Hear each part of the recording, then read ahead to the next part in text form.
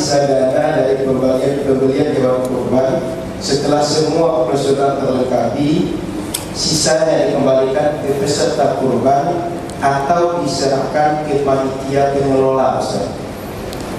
Jadi akad antara pekurban dengan panitia itu begini bunyinya. Saya serahkan 2,5 juta untuk hewan kurban dan biaya operasional tunai. Karena kalau tidak disebutkan untuk biaya operasional, nanti ketika dipakai hanya untuk kurban saja, siapa yang menanggung transportasi sapi dari Rokan Hulu ke Pekanbaru, lalu kemudian tidak langsung dipotong, menginap, jaga malamnya, kemudian nanti itu penyembelih, yang menyembelih itu tidak bisa dikasih kupon, tidak boleh membayar upah pelaksana dari hewan kurban, maka dia mesti dikasih upah potong. Kalau tak dikasih upah, pisau itu naik sekali lagi. Nah ini harus jelas.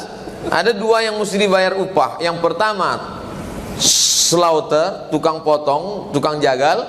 Yang kedua tukang kulit. Adapun yang tukang bagi segala macam itu bisa dikasih kupon sebagai hadiah. Tapi ada yang tidak bisa hadiah, tapi mesti upah. Itu diambil dari uang biaya operasional. Lalu kemudian nanti kalau semua mesti dikembalikan lagi kepada pekurban, itu macam-macam tuntutan.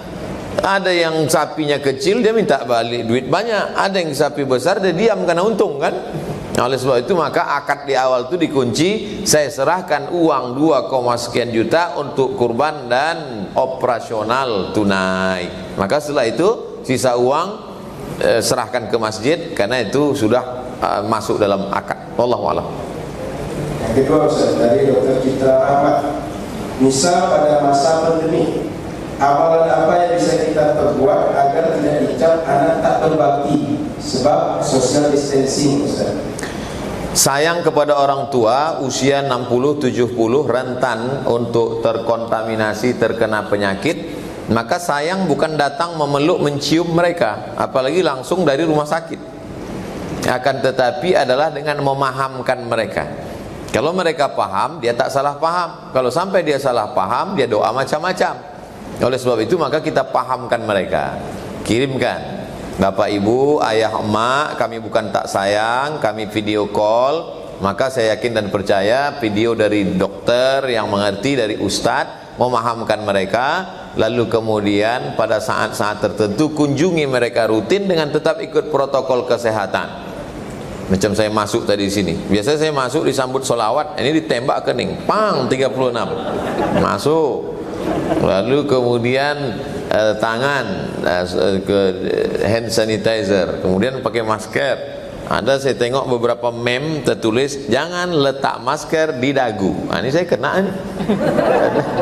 Nah, tapi karena mau menyampaikan, nah ini lalu kemudian ketika tidak bicara saya tetap tutup. Lalu kemudian pula berjarak. Kita alhamdulillah semua protokol ini kita ikuti. Dan saya tidak mau tablik akbar. Tabligh akbar di tanah lapang, di stadion, di masjid tak ada kajian masjid. Karena masjid susah kita mau buat protokol. Tapi kalau di convention hall, di gedung, di kantor, di rumah sakit, oke. Kenapa? Karena kita masih bisa jaga protokol dan masyarakat bisa dikontrol. Nah, jadi tentang kasih sayang pada orang tua, berikan mereka penjelasan, insya Allah mereka bisa menerima. Wallahu a'lam. Yang ketiga, Ustaz, dari Hasbi Yudani, apa hukumnya, Ustaz, kita sholat tidak dengan saf yang rapat selama pandemi ini? Sawus sufuf, rapat dan luruskan shaf. Fa inna taswiyatas sufuf min tamamis shalah. Karena lurus dan rapatnya shaf adalah bagian dari kesempurnaan salat. Pada saat normal tak ada pandemi, kesempurnaan salat. Oleh sebab itu dia bukan rukun, bukan wajib. Maka terlebih lagi pada saat pandemi dikhawatirkan penularan penyakit, maka hukumnya boleh berjarak, shaf berjarak. Lalu kemudian ini bukan pernyataan saya, bulan Ramadan kemarin sholat Qiyamul Lail malam Ramadan di Masjid Al-Azhar tempat kami belajar, yang banyak para ulama, pakar, guru besar. Di sana juga dilaksanakan sholat berjarak. Masjidil Haram juga berjarak. Masjid di Turki, Kubah Biru di depan Hagia Sophia juga berjarak. Ini menunjukkan ijma' ulama sezaman ini bahwa sholat berjarak itu dilaksanakan. Jadi jangan khawatir tentang sah tak sah, dan jangan ini jadikan alasan. Nah, kenapa kau tak sholat Jumat? Oh, itu tak berjarak, itu tak sah, itu lebih baik kau sholat. Padahal sebetulnya dia malas ke masjid. Nah, jadi saya tetap sholat ke masjid dengan ikut protokol kalau kita memang zonanya tidak terlalu parah. Wallahu a'lam. Ustaz, lebih afdal mana berkurban dengan 1 ekor sapi untuk 7 orang atau 7 ekor kambing lalu disebab 7 ekor kambing itu? Mana yang dagingnya lebih banyak, itu yang lebih afdal. Jadi kalau ada yang berkurban 1 ekor sapi Australia limosin beratnya 1 ton, itu lebih afdal daripada 7 kambing kurus kampung penyakitan. Tapi kalau berkurban 7 ekor kambing, kambingnya lewat proses pembesaran. Dulu ada 1 kambing dibesarkan di Siak 200 kilo 1 ekor. Itu lebih baik 7 ekor kambing daripada 1 ekor sapi kurus. Nah, yang kurus jangan tersinggung, saya pun kurus. Nah, ini jadi mana yang lebih banyak dagingnya, mana yang lebih berkualitas, maka itu lebih afdal. Maka lebih afdal kambing jantan daripada kambing betina. Lebih afdal sapi jantan daripada sapi betina. Alasannya apa? Karena daging kambing sapi jantan lebih lezat daripada kata pakar daging kambing, daging sapi. Yang kedua alasannya karena kalau sapi betina dipotong, ini menghalang produksi sapi. Nah, jadi sapi kambing itu yang jantan ini mesti banyak dipotong, dia tak terlalu banyak. Betina yang perlu banyak. Kenapa? Karena produksi peternakan kita. Wallahu a'lam. Ustaz, kami selaku dokter kadang-kadang mesti memakai APD, sehingga ketika memakai APD untuk sholat kadang lewat waktu. Bolehkah kami menjamak sholat ketika kondisi seperti itu? APD dipakai sekali, kalau sudah dibuka buang, mesti pakai baru lagi. Maka kadang jangankan untuk berwudu, beribu maaf, pipis pun ditahan Pak Ustadz. Jangan pakai pampers. Oleh sebab itu maka dia bisa, karena daruratnya tingkat tinggi, maka dia bisa jamak tapi tidak qasar. Karena qasar syaratnya tak bisa ditawar, harus musafir. Musafirnya juga 89 km. Kecuali dokter awal bros tinggalnya di Tembilahan. Nah, itu bisa dia qasar. Zuhurnya 2, asarnya 2, jamak takhir. Tapi kalau di Pekanbaru dia bisa jamak saja, tidak qasar. Jadi kalau masuk kerjanya jam 11 dia pakai, lalu kemudian nanti dia buka jam 5, maka nanti sholat asar 4 rakaat, sholat zuhur 4 rakaat, jamak takdim, jamak takhir. Kalau nanti di asar dia laksanakan, apakah asarnya dulu atau zuhur dulu? La tushtaratu fihil mualat. Tidak disyaratkan mualat waktu tertentu. Yang melaksanakan asar dulu karena menghormati waktu asar, karena asar yang punya waktu. Yang melaksanakan zuhur dulu baru asar, menghormati urutan, karena lebih tua zuhur baru asar. Asar dulu boleh, zuhur dulu boleh. Kau kenapa tak pernah tanya? Aku tak sembahyang. Wallahu a'lam. Ustaz, bagaimana kalau kita punya pasien yang gawat tak bisa ditinggal, boleh nggak sholat kita di jamaah? Saya tentang masalah menjamak ini tidak terlalu berani, karena kata Imam Ahmad bin Hanbal, idza rawaina fil ahkami tashaddadna. Kalau masalah hukum kami ketat. Saya kalau masalah etika, moral, sosial, termasuk saya pilih fatwa yang murah, yang mudah. Tapi kalau masalah hukum saya termasuk ketat. Makanya tentang jamak ini saya hanya pakai pendapat ulama yang membolehkan pada saat pakai APD ketat, resiko besar penyakit, karena resikonya mati. Jadi jangan terlalu mudah tentang masalah hukum jamak ini. Karena sekarang banyak orang terlalu memudah-mudahkan jamak. Macet-macet sikit jamak, macet depan SK jamak. La ilaha illallah. Pelamin duduk, pengantin duduk di pelaminan, kau tak sembahyang, jamak. Apa ini mudah-mudahkan? Nah, itu. Jadi kalau resiko, jadi untuk kasus pakai APD itu kita bisa generalisir karena hampir sama sipnya dan jamnya. Tapi kalau untuk pasien tadi saya tak bisa pakai hukum umum, saya mesti satu kasus per kasus supaya jangan nanti digeneralisir. Nanti bahaya, di rumah ada bapak sakit, laki demam puyuh, jamak. Nah, itu. Tapi kalau saya tahu pasiennya sakitnya begini, yang menanganinya seorang perawat yang khusus, masuknya jam sekian, dia tak, itu bisa saya jawab khusus satu kasus. Karena saya khawatir nanti generalisir orang untuk semua kasus. Saya dapat dosa jariah, rekening dosanya mengalir, nauzubillah. Nah, wallahu a'lam bishawab. Ustaz, apa hukumnya mendonorkan organ saat seseorang meninggal? Lillahi ma fis samawati wa ma fil ard. Segala yang ada di langit, segala yang ada di bumi punya Allah. Kita ini di langit apa di bumi? Di bumi. Maka kita juga punya Allah. Maka tidak boleh menjual kornea mata, tak boleh menjual katup jantung, tak boleh menjual buah pinggang, karena dia bukan punya kita. Kita hanya boleh menjual yang milik kita. Maka kita jual. Adapun mobil kita, motor kita, rumah kita, tanah kita, itu adalah hak manfaat yang diberikan Allah Subhanahu wa taala. Adapun manfaat ini itu bukan punya kita, dipinjamkan Allah. Sampai masanya akan ditanya, mata ditanya digunakan kemana, telinga ditanya dipakai kemana, hati ditanya latus alunna yauma idzin anin naim. Kamu semua akan ditanya tentang nikmat yang pernah diberikan Allah Subhanahu wa taala. Oleh sebab itu kalau dijual haram hukumnya.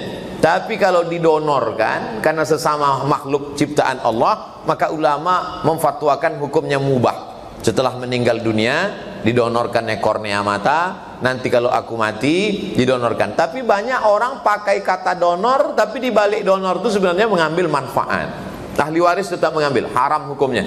Maka oleh sebab itu umat Islam mesti detail betul. Jangan sampai ahli waris menggunakan, salah gunakan, menjual organ tubuh orang tua kerabat. Nauzubillah. Wallahu a'lam bishawab. Ustaz, kalau ada konflik rumah tangga, lalu suami istri cekcok sehingga istri memutuskan pisah ranjang, apa hukumnya Ustaz? Yang pertama itu fa'izuhunna, kasih nasihat. Setelah nasihat tak mempan, wahjuruhunna fil madaji, pisah ranjang. Pisah ranjang itu bukan ranjangnya di luar rumah, ranjangnya di rumah. Kalau tidak juga baru kemudian yang level 3-nya tolak. Lalu kemudian tolak itu pun ada tolak 1, tolak 2, tolak 3. Nah, jadi dia manual, bukan metik. Ini banyak nih orang SMS saya, Ustaz, udah saya tolak berapa? 100. Tolak yang dijatuhkan lebih dari 3, tolak 3 ke atas itu jatuhnya 3. Hati-hati. Kalau sudah jatuh tolak 3, maka la tahillu lahu hatta tankiha zaujan ghairah. Oleh sebab itu level-levelnya mesti diikuti. Nasihat, tak mempan nasihat, pisah ranjang. Tak mempan pisah, mengutus utusan. Fab'atsu hakaman min ahlihi wa hakaman min ahliha, mediasi namanya. Tak juga ada mediasi, barulah kemudian talak. Talak pun ada tolak 1, tolak 2, tolak 3, baru tak bisa lagi. Nah, jadi bukan ujuk-ujuk. Ujuk-ujuk mengamuk selesai. Jangan macam yang tertulis di bak truk, bukan perpisahan yang ku sesali, tapi dek caro nandak lama. Wallahu a'lam. Wallahu a'lam. Ustaz, apa yang kita lakukan ketika anak laki-laki kita usia 10 tahun ingin sekali sholat jamaah di masjid, tapi karena pandemi kita tidak mengizinkan, bagaimana penggantiannya Ustaz? Anak 10 tahun belum akil balik, ditambah lagi dengan pandemi. Padahal mengajak anak ke masjid itu tujuannya adalah pendidikan. Pendidikan itu anjuran, menjaga dari wabah Covid, apalagi di daerah yang zona merah, zona hitam, itu daruratnya tingkat tinggi karena mereka termasuk yang usia rentan tertular. Maka dalam Islam diajarkan firra minal majzum firaraka minal asad. Menjauhlah engkau dari penyakit menular seperti menjauh dari asad. Asad artinya singa. Jadi kalau ada orang mengatakan Covid ini ciptaan Allah, masa takut pada ciptaan Allah? Nah, tak usah marah, senyum aja, bawa dia ke kebun binatang. Dia itu buka kan kandang singa. Singa ini ciptaan Allah kan? Ya, masuk ke dalam. Orang yang tak pakai dalil, pakai otak, kita kasih otak. Pakai akal, kita kasih akal. Kurang akal, minum ayaka.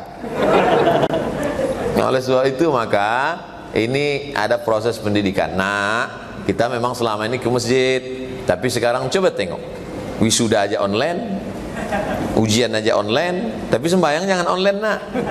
Kita sembahyang di rumah ya. Nah, itu sembahyang di rumah. Papa jadi imam ya, papa siap imam, tapi zuhur sama asar aja. Maghrib Isya kita sembahyang sendiri. Wallahu a'lam bishawab. Ustaz, bagaimana memaksimalkan ibadah bagi seorang istri yang bekerja, sedangkan surga istri adalah mengabdi kepada suami dan mendidik anak-anak? Bolehkah perempuan beraktivitas bekerja? Satu kelompok mengatakan perempuan tak boleh bekerja berdasarkan ayat waqarna fi buyutikunna. Kau tetap di rumah, tak boleh kerja, di rumah saja. Satu lagi mengatakan boleh bekerja. Win-win solution, jalan tengah. Saya pakai pendapat ulama Azhar Mesir, Syekh Atiyah Saqar dalam Fatwa Al-Azhar, boleh bekerja dalam kurung syarat dan ketentuan berlaku. Syarat pertama, izin suami. Dan suami yang mengizinkan ini memang rela, bukan di bawah tekanan pihak manapun. Abang izin ya, kalau tidak awas. Yang kedua, la tabarrujna tabarrujal jahiliyatil ula. Jangan bersolek-solek jahiliyah. Apalagi kerja di rumah sakit. Banyak pasien itu sakit jantung, menengok lipstik tuh kumat jantung. Yang ketiga, la yadribna bi arjulihinna. Jangan memukulkan kaki ke lantai. Ini makna kiasan perempuan dulu dikasihnya kakinya gelang gemerincing, dipukul ke lantai. Kerincing, kerincing, kerincing, kerincing. Sehingga kalau menengok dia semua konsentrasi bubar. Pergi ke rumah sakit, dipakai sepatu tumit sebesar ini, tumit sepatu tinggi 15 cm. Dia berjalan, kita ngilu. Ai gitu, nengok macam mau jatuh. Jadi pakaianlah yang normal-normal saja. Yang keempat, la yakhluwanna rajulun ma'amra'atin illa ma'azi mahramin. Kalau kerja di kantornya berduaan sama laki-laki perempuan. Dari jam 8 pagi sampai jam 4 sore sama bini orang sama laki orang. Kata orang Inggris, witing trisno jalaran suko kulino. Cinta tumbuh karena sering bersama. Kalau sering bersama, kambing pakai lipstik pun agak nampak. Oleh sebab itu maka ini dijaga. Yang kelima, la tusafiranna mura'atun illa ma'adhi mahramin. Jangan musafir bepergian jauh dengan tak mahram. Kemana? Keluar kota. Kemana? Studi banding. Kemana? Jalan-jalan. Ustadz, waktu saya mengantar istri saya itu dulu dengan bapak itu, saya mengantar ke airport Pak Ustadz. Saya sangka dia udah macam ayah saya Pak Ustadz. Ini true story, kisah nyata. Berawal dari macam, berakhir dengan macam-macam. Jangan kita merasa lebih pandai dari Allah. Kadang kita ini, Ustadz aja suuzon, udah macam keluarga, udah macam adik-beradik kami. Tak bisa. Tidak ada persahabatan laki-laki perempuan dengan tidak mahram. Semua akan. Itu namanya dalam hukum sadduz zari'ah, menutup pintu celah ruang supaya terjadi yang tidak-tidak. Yang gadis, janganlah, tak ada persahabatan. Kalau memang mau serius, laki-laki tanya perempuan, bagaimana suami idolamu? Kata dia, asal bukan macam kau lah. Nah, kalau gitu kata dia, udahlah. Bunga bukan setangkai, kumbang bukan seekor. Tapi kalau kata dia orangnya taat, orangnya baik, maka berarti lanjutkanlah itu. Artinya apa? Banyak orang merasa kita kan hidup zaman modern, perasaan kan bisa diatur. Jangan lupa, la tattabi'u khutuwatis syaitan, jangan ikut langkah-langkah setan. Kalau cukup 5 syarat tadi, silakan perempuan bekerja. Adapun masalah pendidikan anak, dari jam 8 pagi sampai jam 4 sore kerja, di jalan 1 jam pulang sampai ke rumah, matikan handphone, matikan laptop, matikan TV, full dari maghrib berjamaah. Sekarang karena tak bisa ke masjid, maghrib berjamaah. Dari maghrib ke isya 45 menit duduk ngaji, isyanya berjamaah. Habis itu, jadi waktu itu memang jangan lagi sudah 8 jam tadi siang habis untuk orang lain, lalu kemudian malam itu pula asik karena handphone. Maka ini dia ada hak dia. Anak-anak ini ada haknya pada ibu. Nah, oleh sebab itu maka ibu juga mesti fullkan, bukan kuantitas waktu tapi kualitas. Waktunya pendek memang. Hanya dari jam maghrib ke isya, isya ke jam tidur jam 10, tapi betul-betul berkualitas. Wallahu a'lam. Terakhir Ustaz, istri punya penghasilan, lalu penghasilan ingin belanjakan, apakah mesti izin suami Ustaz? Ibu bekerja, sebulan dapat gaji taruhlah 5 juta. Bapak juga bekerja, sebulan dapat gaji 5 juta. Apa beda gaji bapak sama gaji ibu? dalam gaji bapak ada hak ibu, tapi dalam gaji ibu tak ada hak bapak. Tentu ibu-ibu senyum, tapi saya tak nampak karena dia pakai masker. Itulah untungnya pandemi. Saya ulang sekali lagi, dalam gaji bapak ada hak ibu. Apa hak ibu itu? Nafkah. Tapi dalam gaji ibu tak ada. Nah, tengok, udah paham mereka. Tapi ibu hatinya lembut. Apa kata si ibu? Bang, ini gaji aku 5 juta. Karena hatiku sudah kau raih. Jangankan gaji ini, nyawa aku pun kuberikan. Tapi kalau kau macam-macam, maka kalau ibu bermurah hati memberi, akadnya apa? Utang, bayar. Kalau tidak utang, sedekah. Aku kasihan sama kau bang, karena gaji kau pas-pasan, aku sedekahkan. Tapi tentu bahasanya tak begitu. Jadi harus jelas. Intinya adalah ibu dapat warisan, punya ruko, punya kebun kelapa, punya kebun sawit. Apakah setelah menikah itu menjadi punya bapak? Tidak.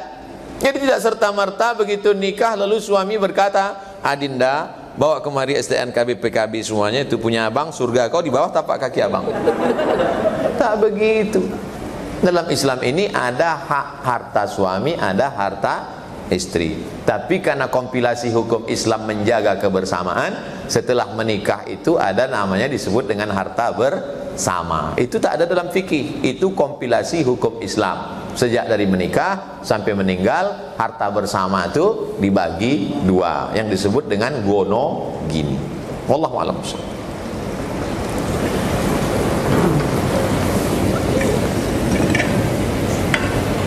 Terima kasih kami ucapkan kepada Ustaz atas pencerahan dan jawaban pertanyaan yang telah Ustaz berikan.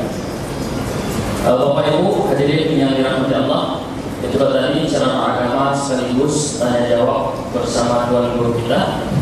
Kemudian acara berikutnya doa untuk kelancaran rumah sakit Awal Bros Group dalam melayani masyarakat, dan doa untuk pendiri rumah sakit Awal Bros, yaitu almarhum Bapak Haji Awaludin dan almarhumah Ibu Haja Muslamah Ali.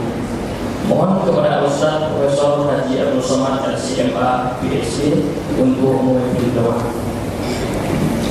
Astaghfirullahalazim, astaghfirullahalazim, astaghfirullahalazim alladzi la ilaha illa huwal hayyul qayyum wa atubu ilaih. Untuk almarhum Haji Awaludin, almarhumah Hajah Muslamah. Al-Fatihah. A'udzubillahi minasyaitonir rajim. Bismillahirrahmanirrahim. Alhamdulillahirabbil alamin arrahmanir rahim maliki yaumiddin. Iyyaka na'budu wa iyyaka nasta'in. Shiratal mustaqim. Shiratal ladzina an'amta 'alaihim ghairil maghdubi 'alaihim waladdallin. Amin. Allahumma ighfir lahum, ampunkan dosa mereka dan dosa kami juga ya Allah. Wa'fu anhum, maafkan segala silap dan salahnya. Waj'alil jannata mathwahum, jadikan surga tempat tinggal mereka. Allahumma ja'al kuburahum rawdatan min riyadil jinan, jadikan kuburnya salah satu dari taman surgamu. La taj'al kuburahum hufratan min hufarin niran, jangan jadikan kuburnya salah satu dari lubang nerakamu. Waj'alil jannata mathwahum, jadikan surga tempat tinggal mereka ya Allah. Allahumma anzilir rahmata wassalamata wal barakata ala hadhil jamaah, turunkan keselamatan, kerahmatan, keberkahan kepada seluruh jamaah yang hadir ini dan seluruh jamaah yang mengikuti kami dimanapun berada ya Allah. Rabbana hab lana minas solihin, jadikan anak kami anak-anak saleh dan salihah. Allahumma rabbana hab lana min azwajina wa dzurriyyatina qurrata a'yun waj'alna lil muttaqina imama, jadikanlah anak cucu kami orang-orang yang sejuk dipandang mata, jadikan mereka menjadi pemimpin bagi orang yang bertakwa. Allahumma dafa'na al-ghala wal waba, angkatlah wabah penyakit COVID-19 ini dari negeri kami ya Allah. Allahumma rzuqna rizqan halalan thayyiban mubarakan fihi, berikan kami rezeki yang halal berkah supaya kami bisa berwakaf, berzakat, berkurban, berinfak dan bersedekah. Allahumma waffiqna lima tuhibbu wa tardah, tanamkan taufikmu dalam hati kami sehingga kami beramal dengan amal yang kau cintai dan kau ridai. Allahumma a'inna ala zikrika, tolong kami supaya kami senantiasa berzikir mengingatmu, sesibuk apapun kami, hati kami selalu berzikir mengingatmu. Wa syukrika, bersyukur kepadamu. Husni ibadatik, beribadah dengan ibadah yang terbaik. Allahumma rzuqnal istiqamata, berikan kami istiqamah dalam menjalani hidup ya Allah. Allahumma khtim lana bi husnil khatimah wa la takhtim alaina bi su'il khatimah. Rabbana atina fid dunya hasanah wa fil akhirati hasanah wa qina adzabannar. Wa sallallahu ala sayyidina Muhammad wa ala alihi wa sahbihi wasallam. Walhamdulillahi rabbil alamin. Taqabbalallahu minkum minna wa minkum taqabbal ya karim. Terima kasih, mohon maaf. Wassalamualaikum warahmatullahi wabarakatuh.